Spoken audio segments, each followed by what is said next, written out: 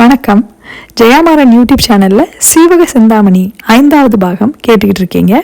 இன்னைக்கு சீவகன் தத்தையை சந்திக்கும் கதை. பார்த்தா அந்த கப்பல் அப்படியே இருக்கு. அவங்களுடைய நண்பர்கள் எல்லாரும் அங்க இருந்தாங்க. அவங்க கேக்குறாங்க, புயல் வந்துச்சு, உங்களை மட்டும் காணானே அப்படின்னு அவங்க கேக்குறாங்க.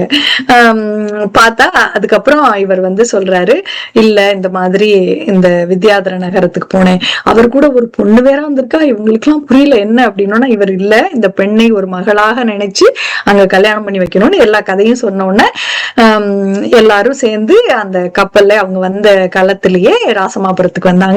அங்க வந்தா மனைவி அந்த பெண்ணை பார்த்தோன்னு கொஞ்சம் கோபம் தான் பட்டா. அவர்கிட்ட நடந்தது எல்லாத்தையும் சொல்லி வீட்டுக்கு அந்த புறத்துல அந்த கன்னி மாடத்துல இந்த கந்தர்வ தத்தையையும் வீணாபதியையும் அவங்க தங்க வச்சாங்க.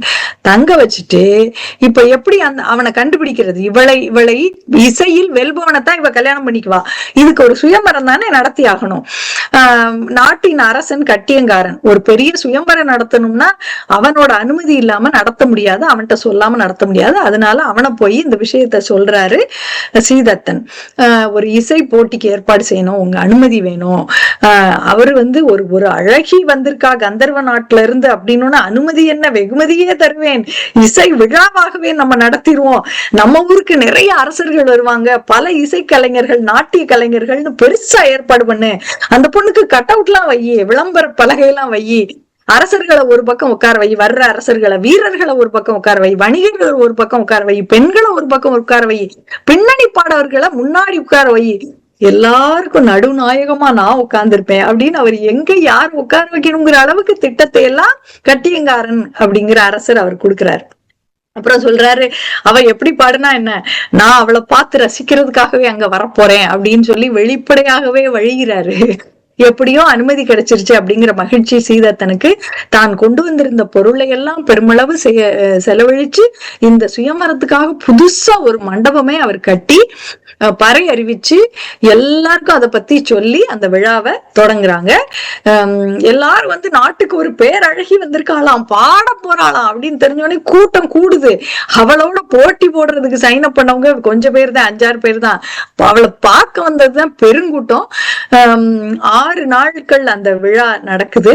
தத்தை வீணைய மீட்டிக்கிட்டே அவ பாடுனா எது வீணை இசை எது அவளோட குரல்னு கண்டுபிடிக்கவே முடியாத அளவுக்கு அவ்வளவு அருமையாக சிரமமே இல்லாம அவ பாடிக்கிட்டே போனா.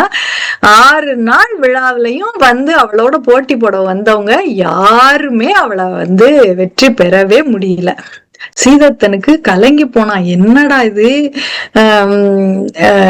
இது நம்ம ஒண்ணு நினைச்சு கொண்டு வந்தா இங்க வேற என்னமோ நடந்துகிட்டு இருக்கு, மக்கள்லாம் இவனுக்கு இதெல்லாம் தேவையா அப்படின்ட்டு தேவையில்லாம ஒரு பிரச்சனையை கொண்டு வந்து வச்சிருக்காரு, எப்படி சமாளிக்க போறாருன்னு தெரியல. இந்த மக்கள் அப்படித்தானே பேசுவாங்க, அப்படிதான் சீதத்தனை பத்தி பேசினாங்க. இந்த செய்தி சீவகனுடைய காதுக்கு போகுது. என்ன மாதிரி போகுதுன்னா, நம்ம நாட்டுக்கு நம்ம கிட்டயே ஒருத்தி சவால் விடுறாளாம். அவ ஏதோ பெரிய வீணை இசைக்காரியா, நல்லா பாடுவாளாம், ஆனா நம்ம நாட்டுல யாராலையும் அவளை ஜெயிக்கவே முடியலையா அப்படிங்கிற செய்தி போட்டோன்னே, ஐயோ இது நமக்கு ஒரு பெரிய அவமானம், போய் நம்ம இத சரி பண்ணியே ஆகணும், நான் போய் அவளோட பாட்டில் போட்டி போட போறேன் அப்படின்னு அவமானம்ங்கிற ஒரே காரணத்துக்காக மட்டும்தான் இந்த சீவகன் இந்த போட்டிக்குள்ள வர்றான். அவனுக்கு தத்தைய பார்க்கணும், அவளுடைய அழகு, அதை பத்தி எல்லாம் அவனுக்கு எந்த கவலையும் இல்லை. இந்த இதுக்காக வர்றான். இந்த இடத்துல நான் ஒரு கிளை கதையை சொல்றேன். அப்படி சீவகன் இங்க வரப்போறான் அப்படின்னு தெரிஞ்ச உடனே ஒரு கடிதம் அவனுக்கு வருது. அந்த கடிதத்துல என்ன எழுதி இருக்குன்னா, இந்த விழாவில் கட்டியங்காரன் தான் நடுநாயகமா இருக்கான், அவனுக்கு சீவகன் அரசன் மகன்னு தெரியாது, ஆனாலும் அவனுக்கு சீவகனை பிடிக்காது. ஏன் பிடிக்காது அப்படின்னா, அனங்கமாலைன்னு ஒரு நாட்டியக்காரி இருந்தா. அதுக்கு ஒரு கதை இருக்கு. ஏன் இந்த கட்டியங்காரனுக்கு சீவகனை பிடிக்காது அப்படின்னா, அனங்கமாலைன்னு ஒரு நாட்டியக்காரி இருந்தா. அவள் நாட்டியத்துக்கு முன்னாடி அந்த ஒப்பனை எல்லாம் செய்வாங்கல்ல, அவனுக்கு அந்த ஒப்பனை எல்லாம் செய்யறதுக்கு அவளுக்கு உதவி செய்யறவன் சீவகன். சீவகன் ஒரு சாதாரணமான வணிகன் மகன் தானே. அவனுடைய சிநேகிதி இந்த அனங்கமாலை. இவனுக்கு பல கலைகள் தெரியும் அப்படிங்கறனால அவளுக்கு நாட்டியத்துக்கு முன்னாடி இவன் ஒப்பனை செய்வான். ஆனா இவன் ஒப்பனை செய்ய தொடங்கினதுல இருந்து அனங்கமாலைக்கு சீவகன் மேல ஒரு காதல் வந்துருச்சு, ஒருதலை காதல். ஆனா சீவகனுக்கு அவள் சிநேகிதி மட்டுமே. இந்த கட்டியங்காரன் வந்து இந்த நாட்டியக்காரி அனங்கமாலை மேல இந்த கட்டியங்காரனுக்கு ஒரு கண்ணு. ஆனா அவளோ சீவகனை விரும்புறா. இருந்தாலும் அரசன் இல்லையா, அவளை கட்டாயப்படுத்தி அந்த புறத்துல கொண்டு போய் வச்சிருக்கான்.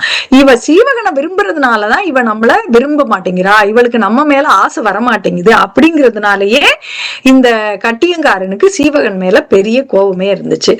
அது மட்டும் இல்ல, இந்த வேட்டுவர்களை எல்லாம் வேற அரசனுடைய படைய ஒண்ணுமே பண்ண முடியாம சீவகன் தானே அவங்களே ஓட ஓட விரட்டினா, இதனால ஒரு பேர் இருக்கு நாட்டுல சீவகனுக்கு, இந்த இளைஞன் ரொம்ப திறமையானவன் அப்படின்லாம்.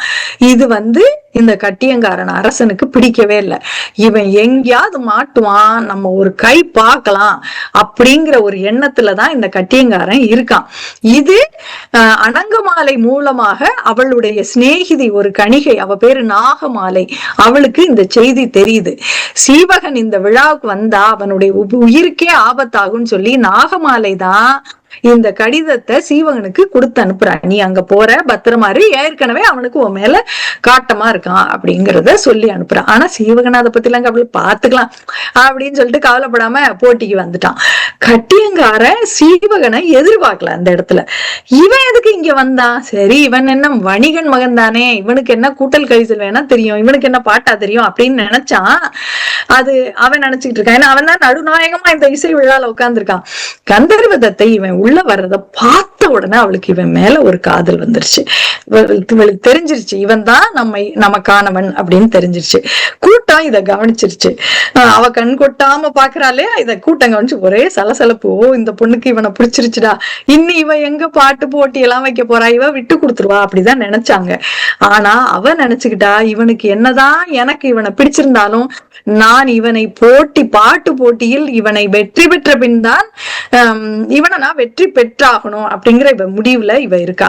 அதுக்கப்புறம் நம்ம கல்யாணத்தை பத்தி பாத்துக்கலாம், இவனுடைய அழகில மயங்கி நான் எங்கேயும் விட்டுறக்கூடாதுங்கிற முடிவுல அவ இருக்கா. இந்த கூட்டத்துல நிறைய இளைஞர்கள் இருந்தாங்க இல்லையா, அதனால அவங்களுக்கு பிடிச்ச கூட்டத்தை கவர்ற மாதிரி பாட்டும் பாடணும்ல, அதனால அவங்களுக்கு பிடிச்ச ஒரு காதல் பாட்டு, இந்த இப்ப எல்லாம் காதலின் தீபம் ஒன்று அந்த பாட்டெல்லாம் பாடினா எல்லாருக்கும் ரொம்ப பிடிக்கும்ல, அந்த மாதிரி ஒரு காதல் பாட்டை எடுத்து சீவகன் பாடினா. அதுக்கு பதிலா அவ வந்து இளவேநீர் பருவத்தை பாட்டு ஒண்ணு அவர் பாடினா. இப்படியே பாட்டு போய்கிட்டே இருந்துச்சு. பல யாழ்களை எடுத்து கொடுத்து இது என்ன வகையான யாழ் அப்படின்லாம் கூட அவ வந்து நடுவு அவனை சோதிச்சுக்கிட்டே இருந்தா. பாட்டு போய்கிட்டே இருந்துச்சு. ஒரு கட்டத்துல அவ அவனையே பார்த்துக்கிட்டு பாட்டை தொடராம விட்டுட்டா, தோத்து போயிட்டா. அதுக்கப்புறம் உடனே எல்லாரும் சீவகன் வென்று விட்டான்னு எல்லாருக்கும் மகிழ்ச்சி. இப்ப வந்து அவன் ஜெயிச்சதுனால இப்ப அவளை கல்யாணம் பண்ணிக்கணும். அதுதான் இந்த சுயம்பரத்தினுடைய நோக்கம் இல்லையா.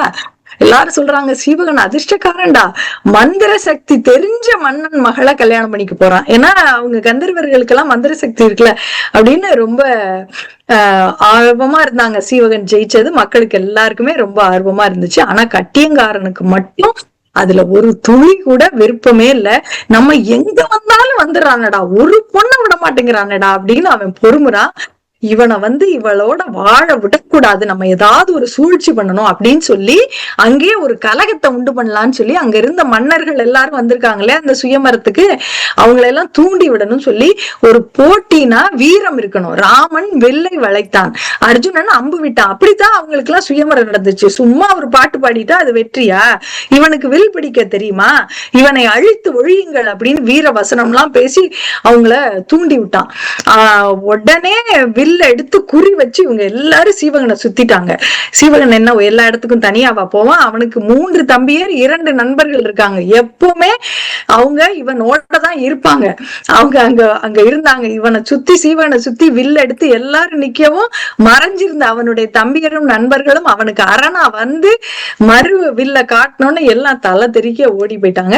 அங்கேயே சீவகனுக்கும் கந்தர்வ தத்தைக்கும் திருமணம் நடந்தது. இதுதான் சீவகன் செய்த முதல் திருமணம். அதென்ன முதல் திருமணம்? அப்ப இன்னும் எத்தனை திருமணங்கள் இருக்கு? அடுத்தடுத்த வாரங்களில் பார்ப்போமா?